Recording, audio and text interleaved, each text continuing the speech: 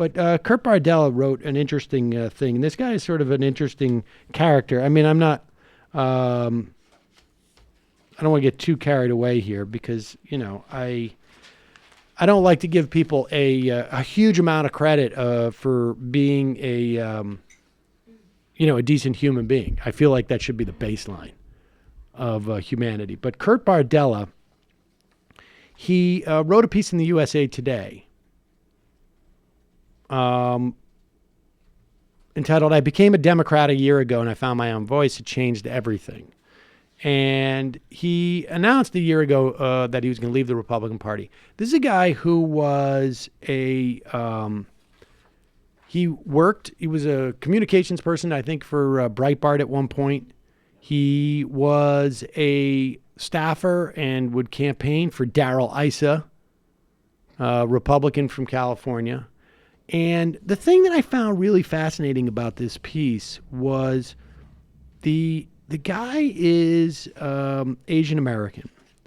And, a lot of times you see like those guys walking around with the Proud Boys in these groups that ostensibly are not white supremacist groups, but, we're just white nationalists. We just think that you shouldn't pick on white people or that the country's culture is getting, is threatened. I'm a Western chauvinist. Yes, we have no sovereignty in this country if we allow too many immigrants in. What does that actually mean? I mean, because we don't have an instance of immigrants, first-generation immigrants, or second-generation, or, first-generation immigrants or undocumented immigrants literally taking over the country. I think there are some instances of some recent immigrants running for local elections and maybe, Congress. But we don't, I don't know if you know this, we don't have any instances of undocumented immigrants or even first-generation immigrants taking over the country and taking away our sovereignty as a country. So that means when people say that, what they're talking about are a set of values that they perceive as being basically white values. And well, not everybody realizes that there's white nationalism behind it, though. Like, if you don't dig that deep into it. Without a doubt.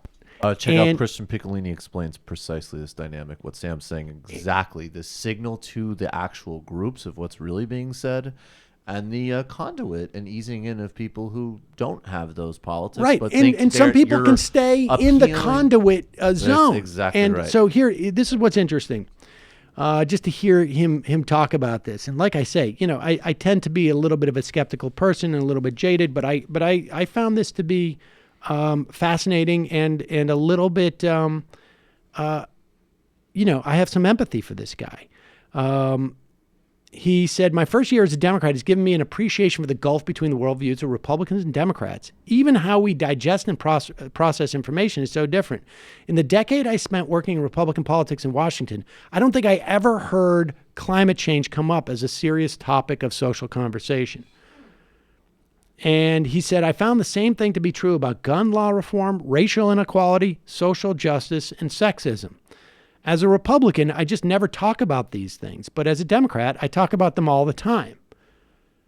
I'll tell you, being a Democrat is a heck of a lot more emotionally exhausting than being a Republican was. Because I care about a lot more things than I used to. There must be some wisdom in the old saying that ignorance is bliss. It's funny because I remember as a Republican, we would often mock bleeding heart liberals who are always caring so much. I think to myself now, what the hell is wrong with these Republicans who don't seem to care about anything at all?" And it's sort of fascinating how someone finds themselves in that situation. Yeah. This is where it gets really interesting in that respect. On a personal level, one of the biggest changes for me, and look, I don't know what kind of Democrat he is. I don't know what his politics are, when the rubber meets the ground. But in terms of this sort of conversion that he goes through, there's also like an emotional element to it that is fascinating to me in terms of the way that one identifies with the world and what one has to do to subjugate certain things, to move in certain circles. And so he writes, on a personal level, one of the biggest changes for me has been how I view the issues of race. I've spent the bulk of my life avoiding race. My first name is German, my last name is Italian, and I was born in Seoul, South Korea. I'm adopted. I grew up in a very rough part of upstate New York where I was taunted and at times beat up by kids because I was and looked different. On some level, I was conditioned through this treatment to believe that being different was a bad thing, and so I avoided it. I've spent the bulk of my life rejecting my Asian American heritage. Quite frankly, as a Republican, this was very easy to do. The Republican Party's attitude toward anyone who isn't white speaks for itself. Why would I want to even pursue an association as a quote-unquote minority in a political party that spouts hateful rhetoric about minorities and pushes policies that discriminate against anyone who isn't white? It was a pretty cowardly attitude considering how many have been brave enough to take a stand and fight for minority rights and confront social injustice. All right, put aside for a moment his self-criticism, right? That dynamic of an Asian American kid who is taught by negative reinforcement that you do not want to stick out, you do not want to be different. And at one point, as he grows older, it just becomes internalized to the point where he doesn't even question about it.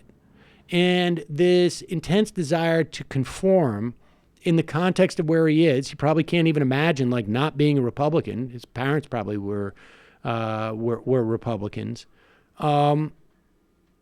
It's easier for him to conceive of subjugating his own identity. That dynamic is extremely dangerous. That is the dynamic on how you get large groups of people to do horrible things that we can't really conceive of in our normal lives. Right. You know, I don't want to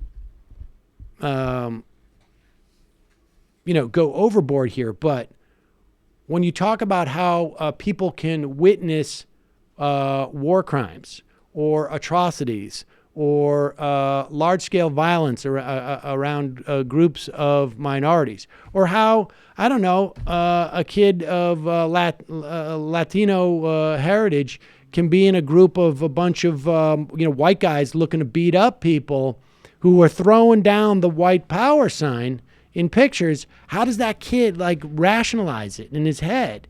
And he's not having to rationalize it in his head. The work has already been done. He is, there's enough, I don't know if self-hatred is the right word, because that implies that it's very active. It has just been internalized in such a way. Like an aversion. An aversion, and there's a tremendous amount of denial associated with that. And not to mention, whiteness is a historically malleable category, right? So it is conceivable, maybe in the minds of some people, that they could become white or accepted as such. I don't think that's it, because I don't think he has that historical framework in his head at that point as he's sitting around with public. I don't think he knows that, like, hey, the Irish were once considered not white. The Italians were once considered not white. Maybe if I wait, I think it's just more like, I think it's less intellectual, and it's just more a sense of like, if I keep my head down, everybody's acting like I'm one of them. Maybe, like I don't come on. I think it's really just comes down to just a tremendous amount of fear. And I think he got jettisoned. I think what happens is you grow older and then certain circumstances happen. And he goes on to say, once I stepped away from the Republican Party, its efforts to promote racism through rhetoric and policies offended me on a very personal level. I began engaging in these issues and exploring what it meant to be a minority in America. One of my favorite moments this year was participating in a panel at Politicon called Crazy Political Asians. Oh, like the movie. I get it. It's super clever. Yeah. Politicon has this great way. Let's not get bridging sidetracked. Pop culture and right. politics. I just wanted to acknowledge it. Right. At one point, the moderator, MSNBC's Richard Liu, asked our panel what each year of us owned up to being a member of the Asian American Pacific Islander community. Most people gave answers like kindergarten or middle school. My response was 2018. It may seem like a small thing, but saying this in public for the first time was a big deal for me. And this is sort of fascinating. I don't know what you do with this information. I mean, frankly, in terms of like looking at this stuff, but it is a fascinating view into that world. I imagine on some level, there are all sorts of people who have that type of reckoning. Like at one point, when I came out and acknowledged that I was gay, I realized, like, why am I hanging around with these people for whom I've had to soft pedal this my entire, professional life or something like that. I have a feeling there was a lot of that at one point. When he was talking about like how only Democrats talk about human rights and only Democrats care about them, like, that's why I'm much more inclined to argue with liberals than conservatives, because if you don't have a basic framework of human rights to begin with, that like I can't argue. We're not arguing from the same premise, Right, exactly. I mean, I think on some level that's what Adam Kokesh felt me. If you don't have one set of principle that is your Bible, and then everything emanates out of those, that one commandment, then it doesn't make sense for us to discuss this, except for the fact that like we were talking about government, not religion. Samantha has but no ethics. Yes, I think that's true. I think the value in arguing with and he's saying Democrats, and I think broadly. Obviously, it's people on the left, but I think for him it just became, sort of easier to say Republican, Democrat because he's a professional. But yeah, I think that's a good point. The value of arguing with conservatives about this stuff, it seems to me, is just to show other people who are within that spectrum of people who believe in human rights on some basic level that like they're toxic.